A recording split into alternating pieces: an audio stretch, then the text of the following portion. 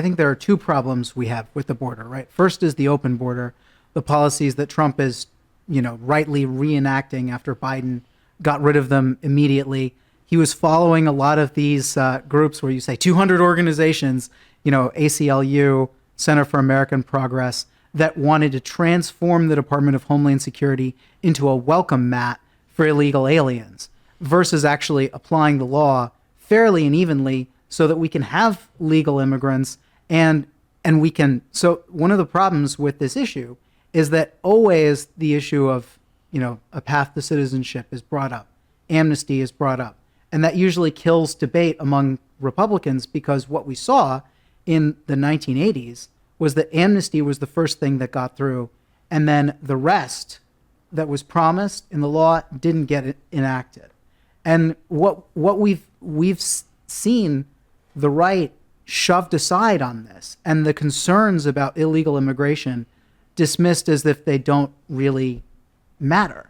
Well, I hear that. And first, I just want to say on the ACLU and Center for American Progress, those groups are in my view, constructive. I'm not saying I agree with all their policy, but I didn't want people to think that I was saying that they're one of the groups that don't matter, because I do work with them on civil liberties issues and policy. But your broader point is, I think that if you have my view, that America is going to become the first truly cohesive multiracial democracy in the world, that no other nation has ever done this, and this is something truly remarkable about America.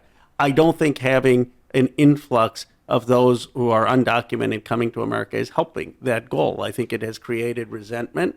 I think it has created anger. And so if you're telling me that we need to do a better job of securing the border and having a process and ensuring Americans, who I believe, given my own upbringing in Bucks County, Pennsylvania, in a 99% white community when I was growing up in the 70s and 80s, I believe Americans are fundamentally decent. I think that it's a kind country. I think it's a country that at its core is one that embraces people today. And so if we want that, I think we have to get a fix on the border. But you're right that always gets caught up, because we Democrats say we want to fix the border, but we also want a path to citizenship and a place for asylum. The Republicans say, no, we don't want that part. You guys aren't serious about a border fix. My view is maybe there's going to be, we had Biden, now we're going to have Trump. I think he may overreach the other way, and maybe eventually we're going to get a path forward on this where 80% of Americans are. Yeah, I really feel like a lot of Americans have shifted on this issue just because of how out of control it was the last 4 years. I mean, I'll talk to people that are pretty moderate that are just like almost saying, hey, just close down everything. We need a 5-year pause because this is out of control. That was the worst border crisis in American history. You have people that enter the country, they're unvetted, they just cruise on in, and we have no clue who they are. You end up with situations where Americans get murdered. And that's why a lot of people are up in arms when they hear stuff like this, where it's like, oh, hey, the thing is, we don't want to enforce the laws, the position. But we will enforce the law once somebody's inevitably murdered. Yeah, and then we'll deport them, even though we're not actually going to deport them. We're going to put them in jail. And then taxpayers have to pay for them to be in prison for the rest of their life. It's fair to say that the past 4 years have really done a lot to I guess maybe radicalize the average American. Because before the Biden administration, I don't think that 70% of Americans were okay with deporting. No. And now Biden was winning by 15 points on immigration against Donald Trump in 2020. Yeah, and we were losing by like 25 points. And they absolutely annihilated the trust the American people have in the Democrats. There's no reason for the American people to say, yes, we believe the Democrats are going to be responsible when it comes to the border.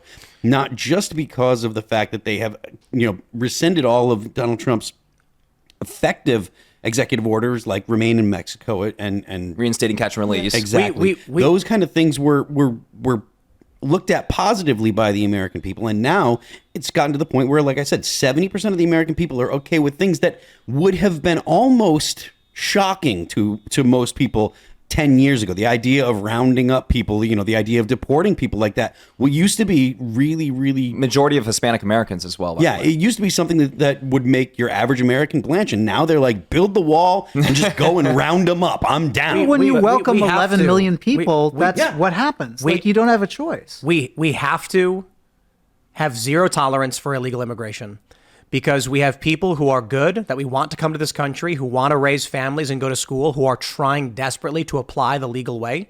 And then what they end up seeing. So I actually know people who were trying to flee Ukraine, for instance. And they said, we can't get to the United States. They won't let us in. And they were like, I literally said, should I just fly to Mexico? Because they let everybody just walk in. They ended up going to some Baltic countries, and they ended up fleeing in some other direction.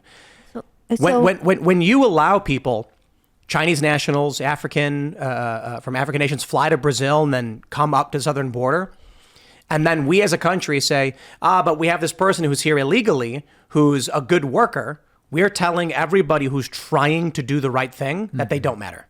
But then we have to create pathways, in my view, for people to be able to do that legally. I mean, what George W. Bush was trying to do, he was saying that, you can come here, you can work, you can get paid a higher wage, not be exploited like some are, and abused on an H-1B, or abused because of your immigration status. And then many of those folks would go back. I mean, look, there are a lot of people, obviously, who want to come to America for economic reasons.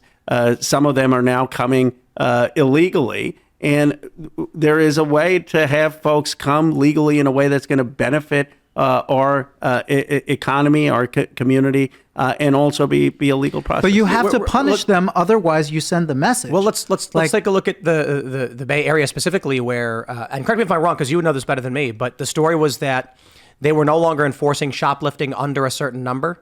$900, was it? And then we saw a wave of closures of stores. Walgreens just issued a statement Funny saying how that happened. we had to lock up all of our merchandise, which resulted in even worse sales and worse shrink. So I think that's changing. I mean, we've had two new mayors come in, Matt Mahan in San Jose, Dan Lurie in San Francisco, and they both ran on common sense public safety. But so the point is, when you say, if you break the law, there's a tolerance we have for the crime skyrockets to the point where the city panics. You get new politicians, the corporations start shutting down. That's no different for immigration. If you say there's a certain degree of illegal immigration we will tolerate and protect, it's going to skyrocket, and then you're going to get the Donald Trump backlash. I imagine it's fair to say that there are probably a significantly fewer amount of people that decided to leave for the southern border today than there were 6 weeks ago. Thanks for checking out this clip from Timcast IRL. Make sure to watch the show live Monday through Friday at 8 p.m. Subscribe to this channel, and we will see you all there.